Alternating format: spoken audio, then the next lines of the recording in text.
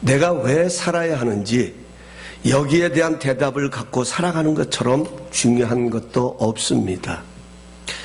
사실 우리의 인생이 내가 마음먹은 대로 된다면 얼마나 좋겠습니까? 그런데 그렇지 못합니다. 나는 좋은 생각을 가지고 나가지만 상황은 전혀 다른 모습이 찾아올 때가 있습니다. 이럴 때 내가 어떻게 살아야 하는지 해답을 갖고 있는 사람은 더 가치 있고 더 의미 있는 삶을 살아갑니다. 오늘 본문의 모세를 한번 보십시오. 왜 지금 그가 미디안 광야에서 양을 치고 있습니까? 그는 히브리 사람이지만 바로의 공주에게 픽업되어 그의 양아들이 됩니다. 40년 동안 최고의 학문을 배우며 부러울 것 없는 삶을 살아갑니다. 그러나 모세의 몸에 흐르는 히브리 민족의 피는 그 누구도 지울 수가 없었습니다. 어느 날 애굽 사람이 자신의 동족인 히브리 사람을 못살게 구는 것을 보다 못해 애굽 사람을 한 대 때렸는데 그 사람이 죽어버렸습니다. 결국 도망자의 신세가 되어 광야로 피신을 가게 되었습니다. 여기서 우리 한번 우리의 상상력을 동원해서 한번 생각해 보십시다. 모세는 미디안 광야에서 무슨 생각을 했겠습니까? 40년 동안 지냈던 바로의 궁전의 생활들을 생각할 수도 있었을 것입니다. 그러나 지금은 양이나 치는 목동이 된 지 어엿 40년이라는 세월이 흘렀습니다. 이런 상황에서 모세는 무슨 생각을 했을까요? 좀 참을 걸. 내가 조금만 참으면 되었을 것인데 하면서 후회를 했을까요? 어떻게 하다 내 신세가 이렇게 되었나 한탄했을까요? 만약 모세가 상황만 보았다면 분명히 후회를 했을 것입니다. 그런데 히브리서 11장 23절 26절에 가서 보면 히브리 기자는 이렇게 표현을 하고 있습니다. 우리 다 함께 한 목소리로 한번 읽어 보시겠습니다. 믿음으로 모세가 낳을 때에 그 부모가 아름다운 아이임을 보고 석 달 동안 숨겨 왕의 명령을 무서워하지 아니하였으며 믿음으로 모세는 장성하여 바로의 공주의 아들이라 칭함받기를 거절하고. 잠깐만요. 여기 거절했다는 말은 영어 성경에는 refuse라는 단어를 사용합니다. 요청, 제의, 부탁, 초대를 거절했다, 디나이 시켰다는 것입니다. 이것을 헬라어 언어에는 좀 더 선명하게 설명을 하는데 알레오마이라는 이 말을 사용합니다. 알레오마이. 이 알레오마이라는 말은 단절하다, 받아들이지 않다, 이런 뜻을 담고 있습니다. 모세는 자신이 바로의 공주의 아들로 살아가는 것을 받아들이지 않았다는 것입니다. 그래서 애굽 사람이 히브리 사람을 못 살게 구는 것을 그냥 두고 보지 못했습니다. 어떻게 하면 자신의 동족을 건져낼 것인가 열망이 강했던 사람입니다. 문제는 그 열망이 폭력으로 나타난 것입니다. 여기서 우리는 한 가지 중요한 교훈을 얻어야 합니다. 사랑하는 성도 여러분, 우리는 야망으로 살아가는 것이 아니라 비전으로 사는 것입니다. 야망과 비전은 다른 것입니다. 야망은 하나님과 상관없이 내가 원하는 것을 하는 것이 야망입니다. 그것이 아무리 좋은 일이라 할지라도 하나님하고 상관이 없이 내가 원해서 because I desire, because I want to do it, 이것이 바로 야망입니다. 그러기에 야망은 내가 원하는 상황이 아니면 실패이고 전부 다가 절망인 것입니다. 그래서 사람들은 야망을 이루기 위해 수단과 방법을 가리지 않습니다. 모세처럼 사람을 때려서라도 그 야망을 이루려고 합니다. 그런데 여러분, 그거 아십니까? 모세가 자신의 동족을 애굽의 손에서 건져내고 싶었던 것이 바로 하나님이 원하셨던 일입니다. 그래서 오늘 본문을 보면 하나님께서 모세를 통해 백성들을 건져내고자 하십니다. 그런데 왜 하나님은 모세와 똑같은 마음을 가지고 계셨으면 이미 모세가 그런 열망이 있을 때에 40년 전에 그 일을 하지 아니하시고 40년이 지난 지금에서야 그 일을 이루시려고 하는 것이냐 하는 것입니다. 그것은 야망이 아닌 비전으로 그 일을 이루어 가시기를 원하십니다. 이것은 지금도 마찬가지입니다. 우리는 우리 자신이 잘 되기를 원합니다. 마찬가지로 하나님께서도 우리 모두가 잘 되기를 원하십니다. 우리가 잘 되기를 원하는 것은 우리의 마음뿐만 아니라 우리의 생각뿐만 아니라 하나님께서도 우리가 잘 되기를 원하는 마음을 갖고 계십니다. 그러나 분명한 것은 하나님은 야망으로 이 일을 이루어 가시는 것이 아니라 비전으로 이루어 가시기를 원하십니다. 그러므로 우리는 야망을 이루기 위해 살아가는 것이 아니라 비전을 이루기 위해 살아가는 존재입니다. 그러면 비전이 무엇일까요? 비전은 하나님의 부르심에서부터 시작합니다. 오늘 본문은 하나님께서 모세를 부르시는 장면입니다. 그런데 하나님께서는 모세를 부르실 때 모세야 하고 그의 이름을 부르신 것이 아니라 먼저 한 장면을 연출하셔서 그를 그곳으로 부르셨습니다. 그것은 떨기나무에 불이 붙었는데 나무가 타지 않고 불이 꺼지지도 않는 것입니다. 모세는 지금까지 살아오면서 불이 붙었는데 나무가 타지도 않고 불도 꺼지지 않는 것은 처음 보았습니다. 너무도 신기했습니다. 그래서 더 가까이 가서 보려고 하는데 그때 하나님의 음성이 들립니다. 모세야, 모세야, 이리로 가까이 오지 말라. 내가 선 곳은 거룩한 땅이니 내 발에서 신을 벗으라고 말합니다. 하나님께서는 모세를 타지 않는 불꽃 가운데로 부르셨습니다. 여기 부르셨다라고 하는 것은 모세가 하나님의 것이 되었다는 것을 확증하는 것입니다. 하나님 것이 되었다라는 말은 모세가 하나님께 연결되었다라는 것입니다.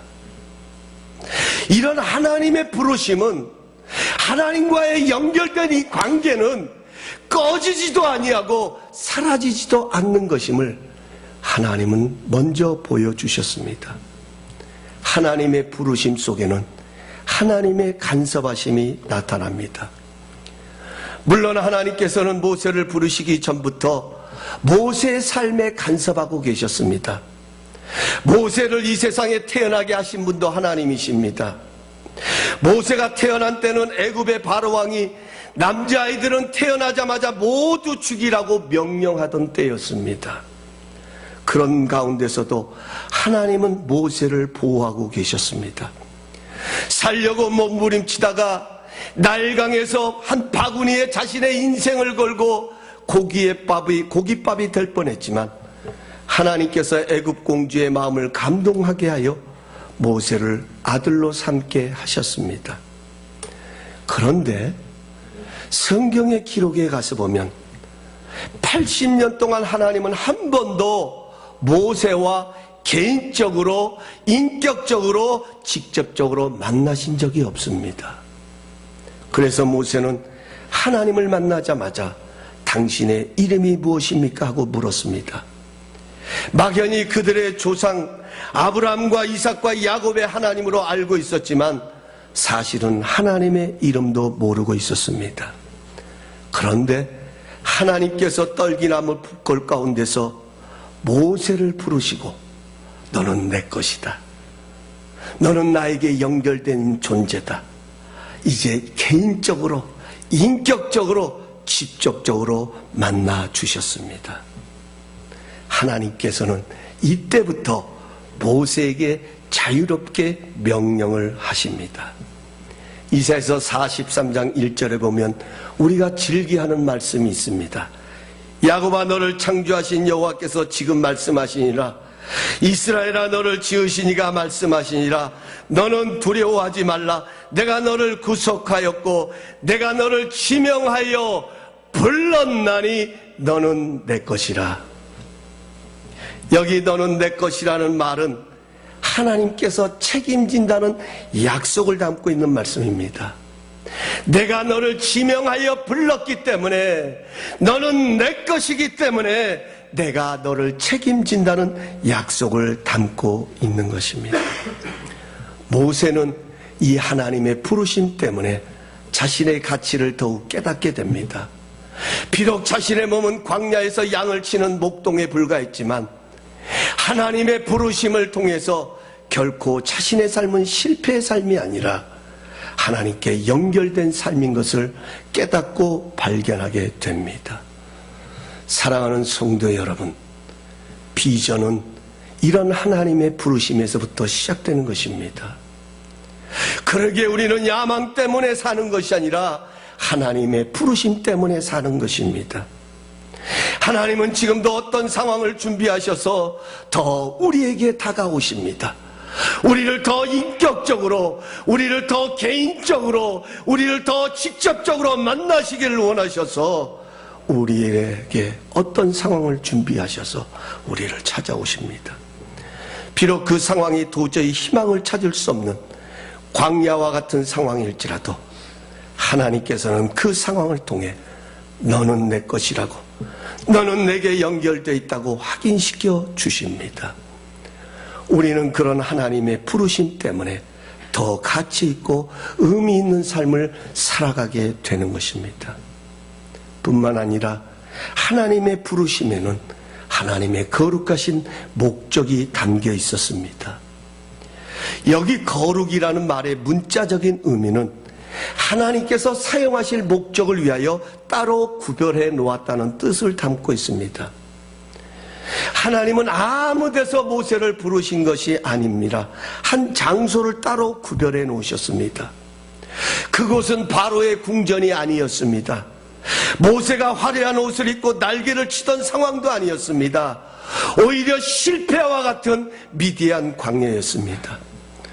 도저히 희망도 보이지 않고 그저 하루하루 최선을 살아가는 호렙산 모세의 삶 가운데 한 현장에 찾아오셔서 현장을 구별하셔서 모세를 그곳으로 부르셨습니다. 그리고 그곳에서 왜 모세를 부르셨는지 새로운 약속을 주십니다.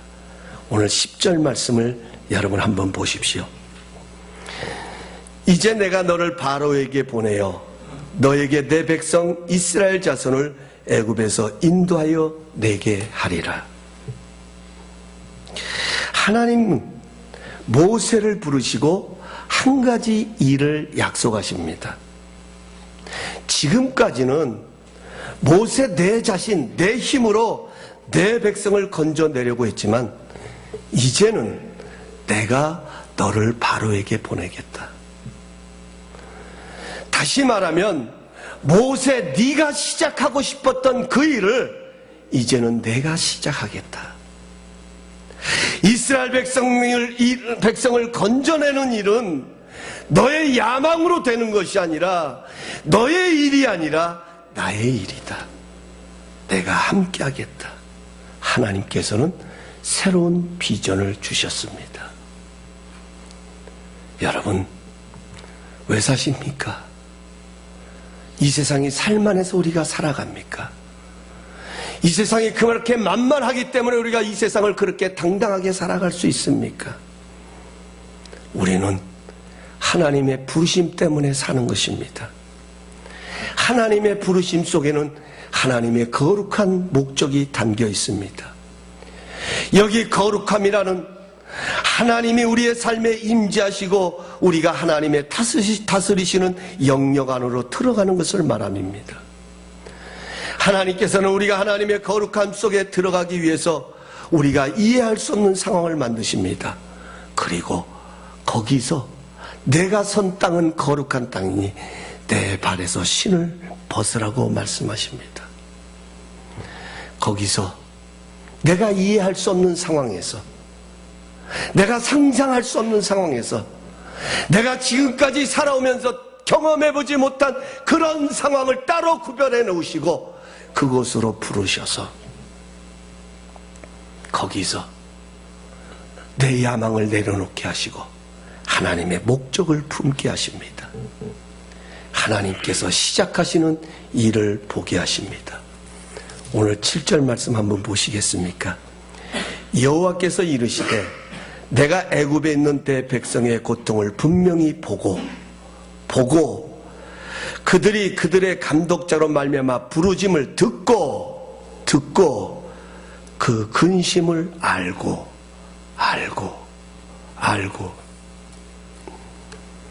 사랑하는 성도 여러분, 우리를 부르신 하나님은 어떤 분이시냐? 지금도 우리가 생각지 못한 상황 속으로 그 상황을 준비하시고 구별시켜 놓으시고 우리를 부르시는 하나님은 어떤 분이시냐? 그 하나님은 인격적인 분이시기 때문에 모든 것을 보고 듣고 알고 계시는 분이십니다. 그래서 하나님은 전지하십니다. 그래서 하나님은 전능하신 분이십니다. 하나님은 오늘 이 시간 우리가 어떤 상황 속에 있는지, 우리가 어떤 모습 속에 있는지, 내가 어떤 고통으로 인하여 고통 가운데 거하면서 아파하고 신음하고 괴로워하고 힘들어하는지 하나님은 모든 것을 보고 듣고 알고 계십니다. 이렇게 모든 것을 보고 듣고 알고 계신 하나님께서는 이제는 하나님의 방법으로 하나님의 비전을 이루시기 위해서 모세에게 한 가지 조건을 내세우십니다. 그것은 내 발에서 신을 벗으라. 사랑하는 성도 여러분, 하나님의 부르심에는 반드시 내 것을 내려놓는 시간을 거치게 됩니다. 내려놓을 것을 내려놓을 때에 거기서 비로소 하나님의 동행하심을 경험하게 됩니다. 오늘 11절을 보면 하나님의 비전을 받은 모세가 한 가지 궁금한 것이 있었습니다. 그것이 11절에 이렇게 기록됩니다. 모세가 하나님께 아뢰되 내가 누구이기에 바로에게 가며 이스라엘 자손을 애굽에서 인도하여 내리이까? 도대체 내가 누구이기에 바로에게 갑니까? 여러분, 이 질문은 그냥 나온 질문이 아닙니다. 막연하게 한 질문이 아닙니다. 이미 모세는 자신의 힘으로 되지 아니함을 알았습니다. 자신의 마음속에 야망이 있었습니다. 열정이 있었습니다. 동족을 사랑하는 갈망이 있었습니다. 그래서 그는 자신의 야망을 이루려고 했지만 이것이 내 뜻대로 되지 않는 것을 그는 깨달았습니다. 그래서 그는 묻습니다. 내가 꿈도 있었고요, 내가 야망도 있었고요, 내가 열정도 있었는데 내가 이루지 못했습니다. 내가 누구이기에 바로에게 갈 수 있단 말입니까? 여러분, 우리가 어떤 새로운 일을 할 때에, 우리가 어떤 비전을 바라볼 때에 왜 주저합니까? 왜 망설입니까? 그 비전이 얼마나 위대하고 얼마나 훌륭하고 정말 그토록 내가 열망하고 바라는 것인데 왜 우리는 그 비전을 향하여 나가기를 주저합니까? 그것은 실패의 경험 때문입니다. 아픔의 상처 때문입니다. 내가 어떤 큰 일을 이루기 위해서 내가 열망을 가지곤 하지만 내 뜻대로 되지 아니하고 내 생각대로 되지 아니해서 내가 당하였던 그런 아픔과 그런 고통과 그런 실패의 의식 때문에 비전을 향하여 나가는 것을 망설일 때가 있습니다. 이런 모세를 향하여 12절에 하나님께서 이렇게 대답을 하십니다. 하나님이 이르시되 내가 반드시 너와 함께 있으리라. 내가 반드시 너와 함께 있으리라. 사랑하는 성도 여러분, 하나님의 비전 속에는 하나님의 동행하심이 있습니다. 여러분, 이 하나님의 동행하심이 있기 때문에 내 힘으로 이룰 수는 없지만, 내 생각으로 되어지는 것은 아니지만 우리는 당당하게 그 비전을 향하여 나갈 수 있다고 하는 것입니다. 내가 강하기 때문이 아닙니다. 내가 능력이 있어서가 아닙니다. 우리가 갖추어졌기 때문이 아니라, 아니요, 나는 물고기 2마리와 떡 5개에 불과합니다. 그러나 그곳에 하나님의 능력이 함께할 때에 5,000명을 먹고도 12광주를 거두는 축복의 역사가 일어났던 것처럼 하나님의 동행하심이 있기 때문에 우리는 이 험한 세상을 당당하게 살아갈 수 있는 것입니다. 바로 이 동행하심을 경험하는 비결을 히브리 기자는 이렇게 표현하고 있습니다. 우리 아까 띄웠던 성경 구절 다시 한번 띄워주세요. 우리 24절 25절만 우리 다 함께 큰 소리로 다시 한번 읽어보겠습니다. 시작. 믿음으로 모세는 장성하여 바로의 공주의 아들이라 칭함받기를 거절하고 도리어 하나님의 백성과 함께 고난받기를 잠시 죄악의 낙을 누리는 것보다 더 좋아하고.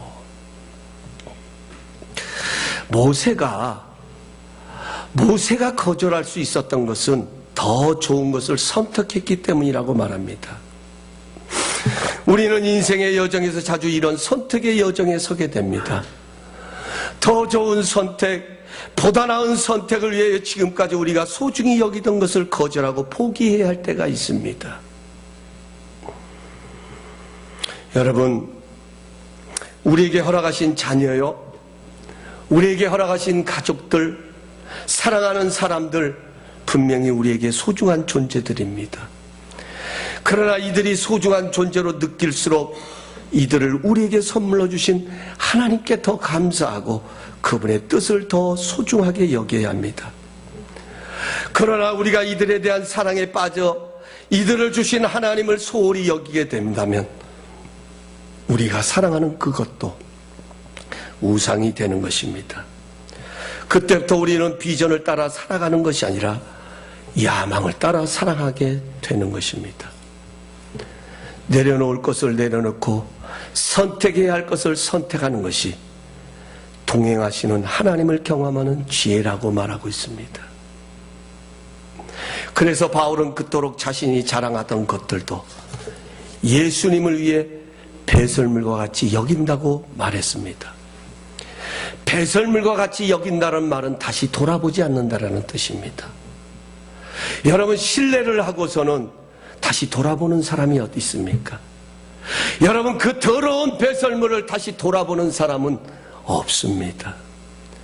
우리는 종종 아이들을 통해서 배우는 지혜가 있습니다. 어떤 꼬마가 병 속에 손을 넣어 사탕을 한 주먹 움켜쥐었습니다. 그런데 손을 빼려니까 빠지지를 않습니다. 꼬마가 울기를 시작합니다. 이를 본 엄마가 말을 합니다. 아가야, 사탕을 놓으면 돼. 그러면 손이 빠질 거야. 엄마가 더 맛있는 사탕을 줄 테니까 얼른 그 손을 놓으렴.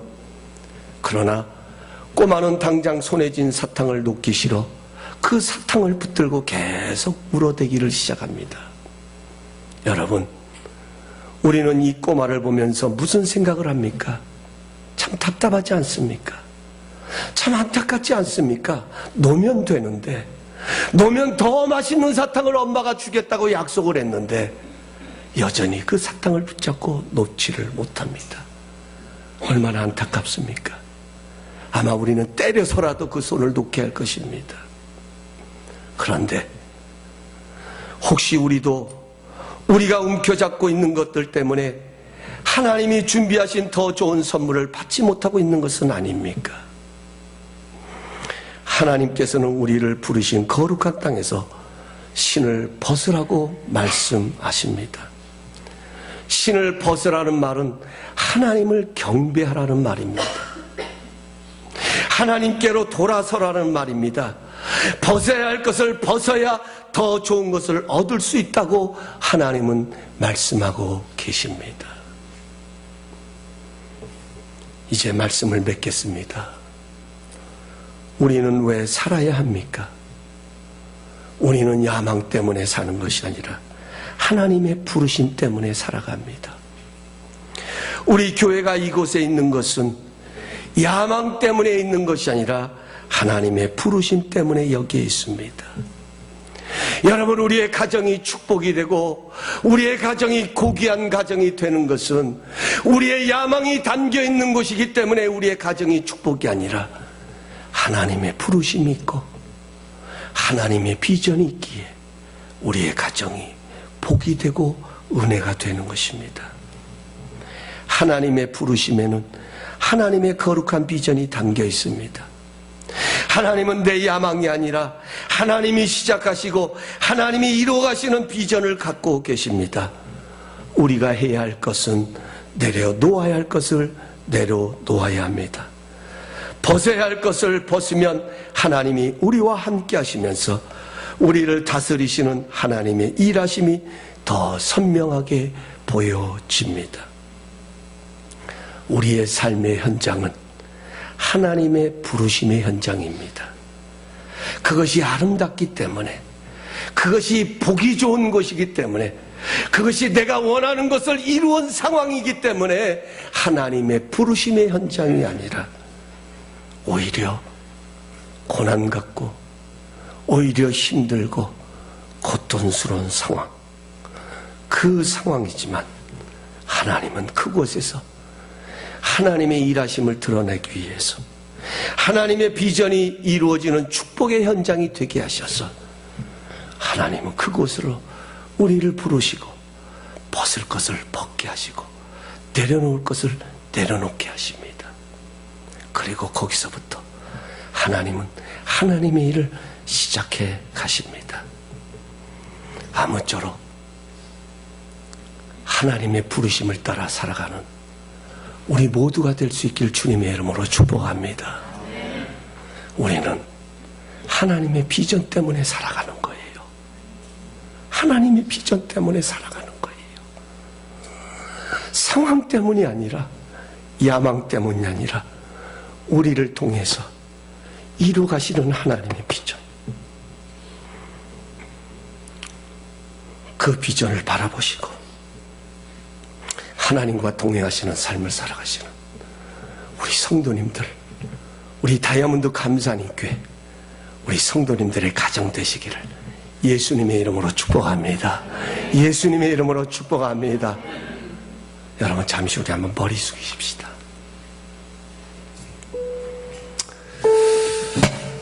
저는 이 말씀을 준비하면서 제 자신을 포함해서 여러분들 한 분 한 분들의 얼굴을 떠올려 보았습니다. 얼마나 힘드십니까? 왜 이렇게 삶이 어렵습니까? 우리가 하나님을 모르는 것도 아닌데, 우리가 하나님을 믿지 않는 것도 아닌데, 아니 하나님은 우리를 축복하신다는 것을 알고 있는데 왜 이렇게 삶은 곤고합니까? 왜 이렇게 어렵게만 느껴집니까? 상황을 보면서 하나님, 왜 나에게 이런 어려움을 주세요? 내가 왜 이런 고통을 당해야 돼요? 여러분은 원망하신 적 없습니까? 아마 모세도 그랬을 거예요. 뭐가 잘못됐습니까? 동족을 사랑한 것이 무엇이 잘못입니까? 그런데 그런 미디안 광야에서 왜 내 신세가 이렇게 됐는데 한탄할 수도 있었을 것입니다. 그러나 하나님은 오히려 그 미디안 광야에서 새로운 장소를 따로 구별하시고 그곳으로 모세를 부르셨습니다. 그리고 거기서 새로운 거룩한 목적을 주셨습니다. 이제부터는 내가 시작할게. 이제부터는 내가 그 일을 이뤄갈게. 네 가슴 속에 있었던 그 열망, 야망은 네 힘으로 이룰 수 있는 것이 아니라 내가 이루게. 그죠? 내가 선 땅은 거룩한 땅에 그것에서 신을 벗으라. 여러분 이 시간 무엇을 벗어야 할까요? 무엇을 내려놓아야 할까요? 무엇을 하나님 앞에서 벗어버려야 할까요? 우리 하나님 앞에 지혜를 구하십시다. 하나님 깨닫게 해주세요. 내가 상한 이 상황에서 하나님을 경배하는 자가 되기를 원합니다. 하나님을 예배하는 자가 되기를 원합니다. 우리 기도하면서 하나님 앞에 나가십시다.